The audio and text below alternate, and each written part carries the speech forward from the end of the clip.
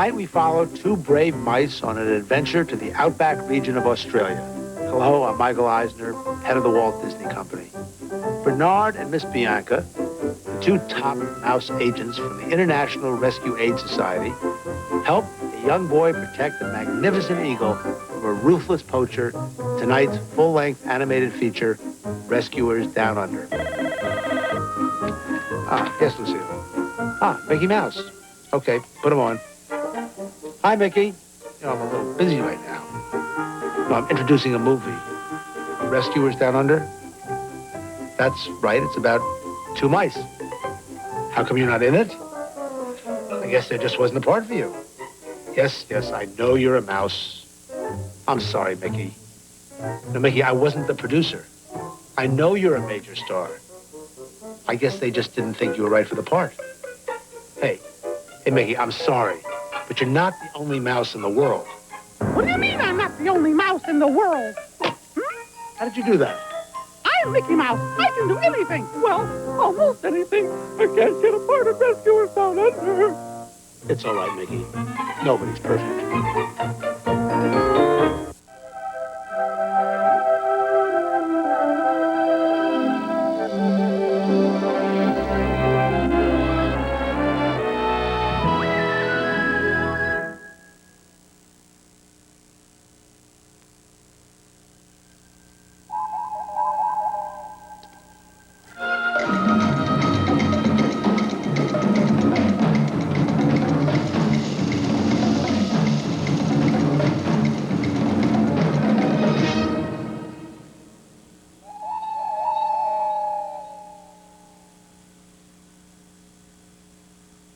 Next week on the magical world of Disney. Didn't you ever dream of having a house up on a treetop? The original island adventure that's become a Disney classic.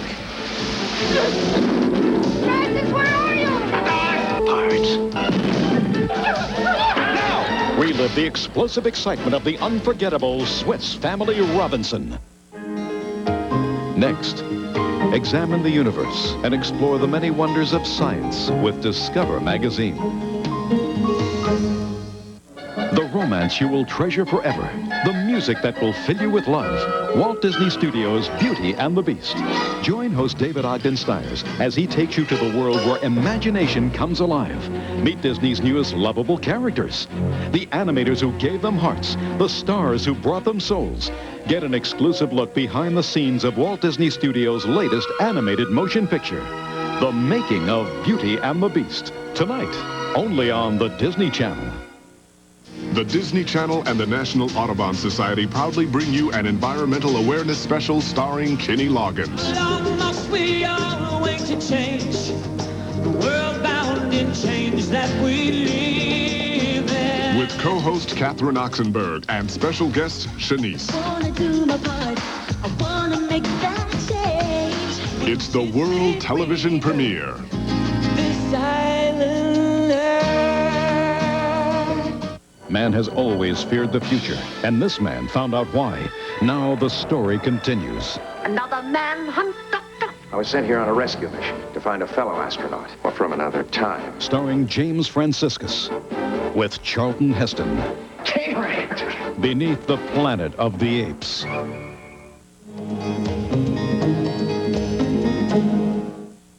The following presentation has been closed captioned for the hearing impaired.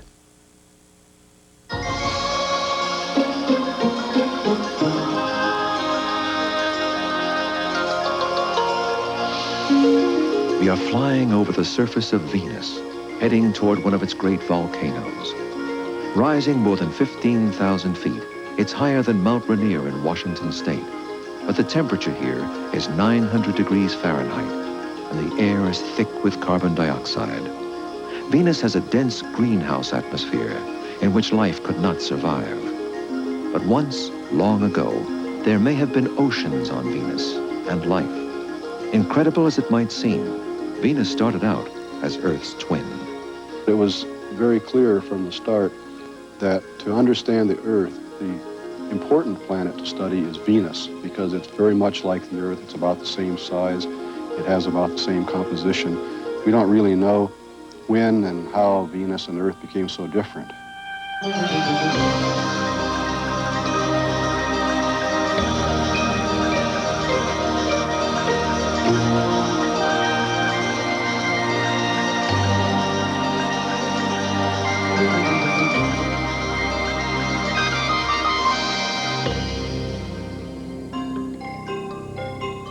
This is an imaginary flight over Los Angeles, which NASA made in the mid-1980s using satellite images of Southern California.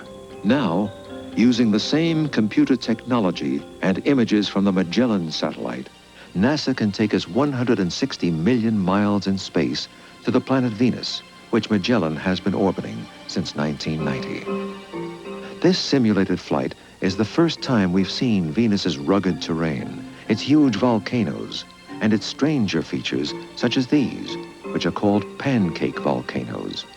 We've never seen them before because Venus is covered by dense, thick clouds of sulfuric acid. This photograph was taken by the Pioneer space probe in 1979. Until now, Venus, our sister planet, has been one of the greatest mysteries of the solar system. Venus is the one planet that you would study in order to really learn more about our own home, the Earth. We just didn't have any way to do it until we developed these radar techniques to be able to go and really see beneath the clouds. It was a real challenge imaging the surface of Venus because it's covered basically by a cloud of sulfuric acid. So the images which we see are images created by radar reflections, and it's the technology to do that is really quite remarkable. And the detail which has come from the Magellan orbiter is really also quite remarkable in the sense that we're seeing things that are on the order of a few 100 yards or so across. Magellan spacecraft is in an orbit that's kind of egg-shaped, and it does this about every 3 1/4 hours. And as we go around, we image a very long strip that's long and narrow, shaped kind of like a noodle. These are sent back to the Jet Propulsion Laboratory where we process those into images. And they're put together, just literally pasted together side by side in a computer and made into the large square segments that we see and that we use to map. The strips of radar pictures from Magellan can be seen in this first NASA animation made in 1990. This mountain, at 35,000 feet, is more than a mile taller than Mount Everest. You can see the individual strips here where from place to place we have a little gap. One of these orbital strips is about 12 miles wide, and it can be as long as 10,000 miles long. And that's the way the images are constructed as Magellan goes around the planet. So it's Magellan's radar pictures that can take us down to the surface. Dr. Steve Saunders. Here we can see the global view of Venus as though we were looking at it from a great distance away. Okay, now we're going to zoom in on this area that's nearly as big as the United States. It's a huge circular feature that's surrounded by very deep canyons and steep walls. This is called Artemis, and you can see on the edge of it the deep canyon that makes the edge.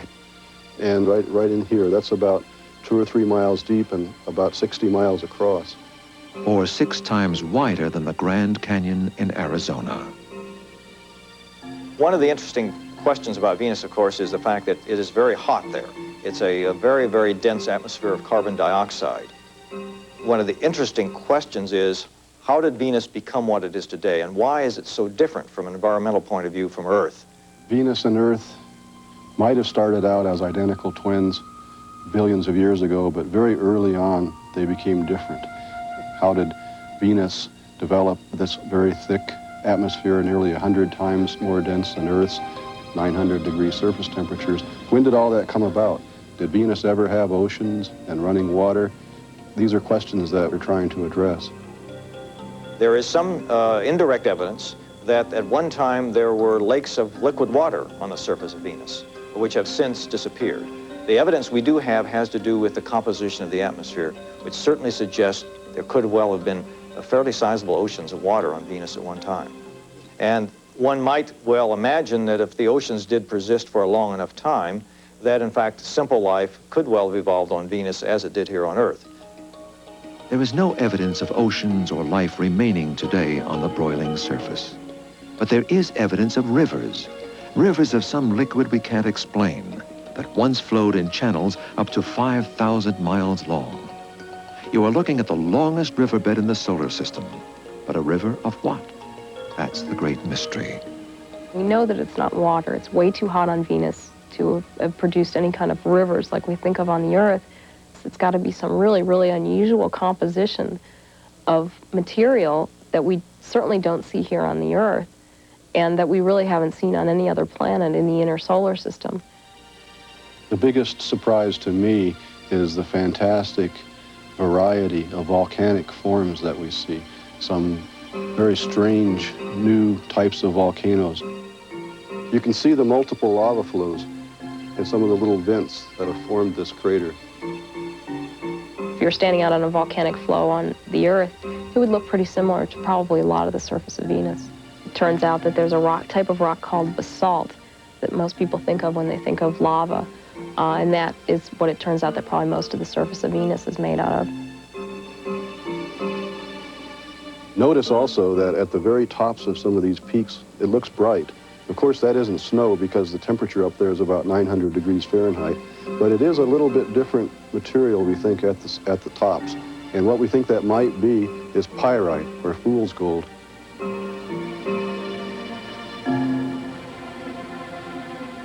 The color NASA uses comes from an actual photograph taken by a Soviet probe that landed on the surface of Venus in 1981. One of the Venera landers had a color stick on it that protruded, if you will, into the image frames. With that color stick that had little squares of different colors on it, they could then calibrate the images and determine what the actual color of the surface of Venus is. These pictures of Venus are breathtaking, exotic beyond our earthbound imaginations. But as Dr. Stone tells us, this amazing tour, in fact, is a powerful new tool in scientific research. What the animation does is allow one to visualize the details, the surface details, to look for patterns. Being able to visualize what has created the pattern you see is a very powerful tool in understanding the processes involved. And by studying the processes on Venus, we hope to better understand the processes which shape our own Earth. Venus, which in the beginning shared Earth's climate and its promise of life, is a warning to us, a warning that our oceans and atmosphere are fragile indeed. We must learn how Venus became what it is today, and whether Earth could ever share the same fate.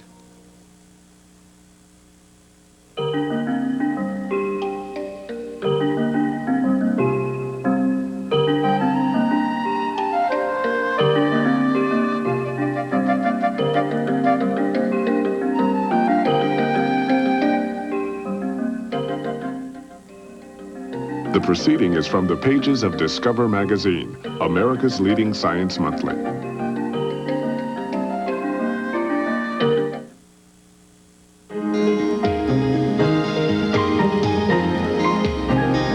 Next, go behind the scenes of Disney's award-winning animated feature as David Ogden Stiers hosts Be Our Guest, The Making of Beauty and the Beast.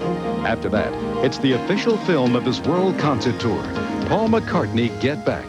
Then see the effects of television and the presidency, tonight on the Disney Channel.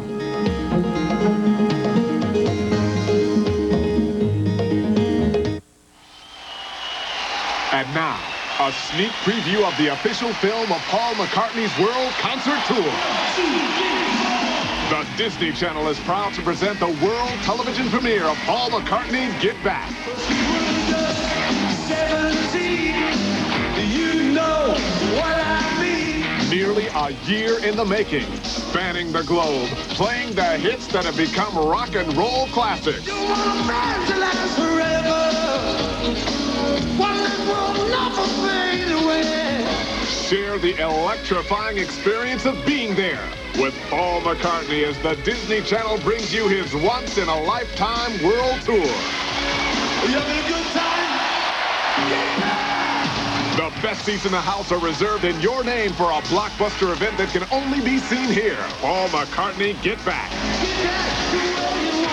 Tonight on the Sunday Night Showcase. On the next Avonlea, Janet's sister comes to visit. Do you think it was easy having you for a sister? But in a time of crisis, There, he's gone. they must set aside their differences. Where's Felicity? They've gone out to look for Lucky. Abigail, calm down. We'll find them. Misfortune brings them together on Avonlea.